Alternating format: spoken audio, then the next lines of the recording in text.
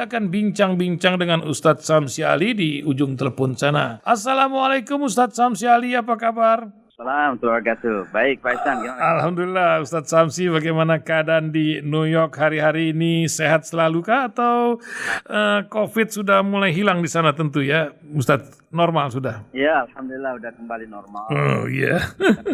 Demo ada besar kemarin tapi tidak begitu berpengaruh ya Ustadz Samsi ya? Iya. Ustadz Samsi, ini dari tanah air ini banyak kisah yang perlu dikasih pencerahan dari Ustadz Samsi ini. Banyak orang sekarang bertanya ya, bagaimana sih konsep hidayah? Kalau Ustadz Samsi hari-hari banyak melihat orang muamalah yang baru ya. Tapi bagaimana dengan hidayah bagi orang Islam atau bagi orang yang keluar dari Islam? Dan juga ada juga konsep syariah yang kadang-kadang dikatakan Islam tapi tidak bersyariah. Ini juga menjadi sebuah pertanyaan. Ustadz Samsi berikan komentar ketika orang yang agak sakit jiwa, saya bilang Ade Armando ini memberikan, saya beragama Islam tapi tidak percaya syariat Islam harus dijalankan. Nah, bagaimana Ustadz Samsi? Silakan Ustadz, fadhol. Iya, jadi saya kira Indonesia ini dengan segala hal yang menjadikan kita senang, bahagia, dan optimis, ya juga akhir-akhir ini kok banyak sekali hal-hal yang menjadikan kita agak resah. Bahkan mungkin boleh dikata menjadikan kita gerah, dan seolah-olah kita agak pesimis melihat keadaan. Tapi satu hal yang ingin saya garis bawahi dulu bahwa berpindah agamanya seseorang yang terkenal di Indonesia itu tidak akan mengurangi kemuliaan Islam, tidak akan mengurangi kekuatan Islam, dan tidak akan pernah menghambat kemajuan dan kemenangan Islam.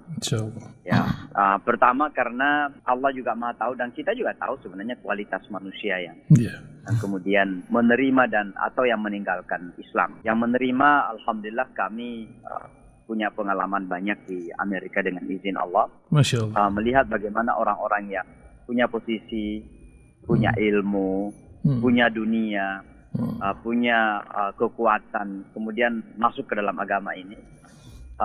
Dan itu saya kira tanda bahwa Islam itu tidak pernah berkurang dengan hanya murtadnya orang mungkin terlanjur dikenal ya. Tapi kita juga sudah tahu kualitas kemanusiaannya, cara berpikirnya juga kita sudah tahu siapa ya. Jadi sekali lagi kita tidak perlu terlalu resah dan misalnya sedih karena hanya seseorang meninggal Islam ini. Yang sedih kita adalah harapan kita ya semua manusia bisa masuk surga. Tapi dengan murtadnya ya kita sedih karena ada lagi tambah penghuni neraka gitu ya. Gitu. Betul. Tapi ya memang banyak hal-hal yang perlu kita saya kira perjuangkan untuk kita luruskan ya. Salah satunya adalah apa yang disampaikan oleh Ade Armando di komunikasi atau guru besar ilmu komunikasi di UI maupun di beberapa universitas. Saya kira ini sesuatu yang kalau boleh saya mengatakan seseorang yang memiliki karakter paradoks. Paradoks itu artinya begini, di satu sisi dia mengaku sebagai ahli komunikasi, tapi dalam komunikasinya sama sekali bukan suatu komunikasi yang karena seseorang yang ahli komunikasi tidak akan berkomunikasi seperti itu. Orang berkomunikasi itu ketika berkomunikasi pasti akan diterima dengan baik, pasti akan diterima dengan nyaman, pasti akan diterima dengan komunikasi yang baik itu pasti bertujuan dengan tujuan yang baik-baik, menyatukan manusia, tidak memecah belah. Menjaga sensitivitas orang. Tapi ini kan dia semuanya terbalik ini. Jadi saya melihat ini ada karakter kepribadian paradoks terjadi pada dirinya gitu. Di satu sisi dia mengaku muslim, saya muslim tapi tidak meyakini syariah. Orang yang tidak meyakini syariah itu berarti tidak meyakini Islam. Karena kata syariah dan Islam itu tidak bisa dipisahkan. Kalau kita berbicara tentang syariah, maka itu tatanan hukum, ya struktur hukum di dalam agama kita. Dan kalau kita berbicara tentang struktur, maka kita berbicara mulai dari fondasi sampai kepada atap, sampai kepada jendela. Itu mencakup semua strukturnya dan syariah itu mencakup semua struktur itu. Maka syariah berbicara tentang akidah misalnya. Ketika kita mengatakan kita beriman kepada Allah yang Maha Esa, ya Tuhan yang Maha Esa atau Allah yang Maha Tunggal, Qul huwallahu ahad, la ilaha illallah, itu adalah syariat dalam aspek akidah, ya. Jadi orang yang mengatakan saya berakidah tapi tidak bersyariah itu paradoks juga, ya kan, sesuatu yang bertolak belakang gitu. Yang kedua, syariah juga mencakup masalah-masalah ibadah ritual kita. Jadi saya mungkin memang kalau ketika Armando mengatakan tidak bersyariah, berarti mungkin dia memang tidak sholat, atau mungkin dia tidak puasa, atau mungkin dia karena kalau dia sholat, dia puasa, dia zakat, dia haji, itu adalah syariah itu, ya. Karena syariah itu artinya hukum, dan ketika kita sholat kita ikut hukumnya apa, syariah. Demikian juga dalam hal-hal muamalat, halal haram, atau jangan-jangan memang Armando makan babi gitu.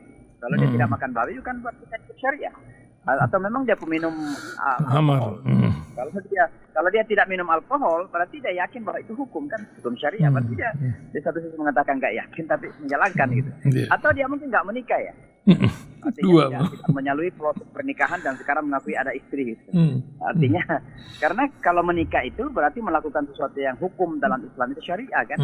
Kalau yang tidak syariah berarti ya nggak perlu nikah, kan. Apalah arti lepas tuka, angkah tuka, kan itu cuma pernikahan saja, langsung aja tinggal bersama, kan, sudah selesai. Kalau memang tidak mau syariah. Tapi intinya adalah saya kira terkadang seseorang itu ngomong tapi tidak memikirkan, ya, konsekuensi dari omongannya. Makanya saya di Twitter itu mengatakan, ya, kalau bicara itu berakal lah. Allah itu ngasih kita akal. Apalagi dia memang merasa pintar. Kalau merasa pintar harus berakal kalau ngomong itu. Jadi ya alhamdulillah saya lihat apa respon saya di Twitter itu sangat viral sekali, sudah di Twitter sudah retweet lebih dari 1.000 kali itu saya lihat, dan sudah masuk beberapa media juga. Mudah-mudahan dia baca, ya. Saya tidak berharap akan berdebat dengan dia, tapi kalau dia respon saya akan merespon lebih tajam lagi. Ya nampaknya ndablek Ustadz, susah karena dia dipintar-pintarkan, bukan orang pintar. Nah Ustadz Samsi, ini kan di Maulid ini juga kan karakter-karakter macam gini di zaman Rasulullah tuh apakah ada gitu Ustaz? Karena kita kan berkiblat kepada akhlak Rasul gitu, menghadapi orang-orang yang kadang asal jeblak, kemarin masalah Departemen Agama, masalah macam-macam, energi yang seharusnya tidak keluar jadi energi yang keluar, bisa memikirkan yang lain. Bagaimana Ustaz Samsi melihatnya? Fadhal Ustaz. Iya, jadi kita mengaku ikut kepada Rasulullah SAW. Ya memang kita harus selalu mengedepankan bagaimana kalau kita berucap, kalau kita berkarakter itu, ucapan dan kita itu adalah ucapan karakter yang bisa menyelesaikan permasalahan, bukan menimbulkan permasalahan. Jadi ketika misalnya Pak Menak Menteri Agama mengatakan bahwa Kementerian Agama ini adalah hadiah NU, bukan untuk seluruh umat Islam. Nah ini kan ungkapan yang sangat-sangat tidak bijak, ya. Sangat. Walaupun belakangan mengatakan ini kan pembicaraan internal NU. Nah ini bahaya, karena ini bisa menimbulkan sikap radikal di kalangan NU yang mengatakan kita kan punya Kementerian Agama gitu loh, bukan miliknya Muhammadiyah, bukan. Kan ada orang-orang yang orang awam gitu. Jadi saya kira kalau seseorang sudah menjadi pemimpin itu, maka kata yang keluar dari mulutnya itu akan memiliki dampak yang besar. Itu Donald Trump sebelum jadi presiden. Ketika dia ngomong apapun orang nggak dengar. Nggak dengar.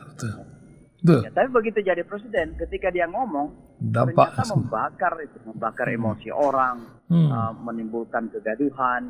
Ya, ketika dia mengatakan Islam hate, Islam membenci kita, begitu berjuta-juta orang yang fanatik sama dia, kemudian menjadikan Islam sebagai musuh gara-gara ucapan dia. Presiden. Ya, jadi kalau sudah jadi pemimpin itu harus lebih bijak lah ketika berucap. Ya, apakah itu menteri, apa presiden, apa ya? Saya kira harus belajar berkomunikasi. Jadi apa yang disampaikan oleh Menteri Agama kemarin itu, saya kira sangat-sangat tidak bijak dan harus dikoreksi gitu. Syukurlah bahwa Sekjen PBNU sudah menyampaikan koreksi. Dan beberapa pengurus PBNU sudah menyampaikan koreksi. Tapi tetap bahwa saya kira sebagai seorang pejabat, ya, harus banyak belajar berkomunikasi, saya kira, biar tidak menimbulkan kegaduhan. Pejabat seharusnya lebih mendinginkan, menyatukan, ya, merekatkan ukhuwah, persatuan di kalangan umat Islam dan bangsa Indonesia secara keseluruhan. Tapi kalau pejabat ngomong dengan sangat-sangat tidak bijak, ya justru memecah belah, menimbulkan keresahan. Sekarang ya. Kita di Indonesia ini kan sudah terlalu banyak keresahan, banyak permasalahan yang harus kita selesaikan. Dan kalau pejabat melakukan seperti itu, sayang sekali sudah digaji oleh negara, diangkat oleh presiden, tapi justru membawa permasalahan bukan menyelesaikan permasalahan. Ya.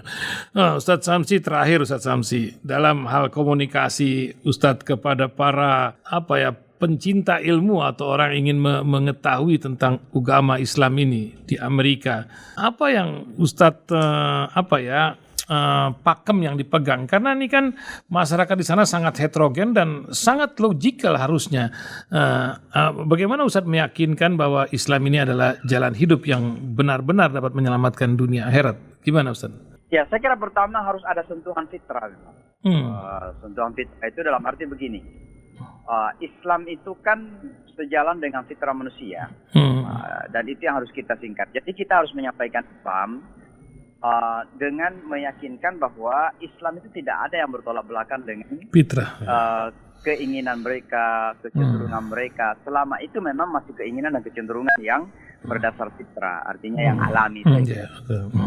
Karena keinginan dan kecenderungan manusia banyak yang tidak alami kan, dan artinya tidak fitrah lagi. Jadi ini nanti besok mungkin hari Jumat saya rilis ada tulisan agak panjang. Kenapa Islam penting?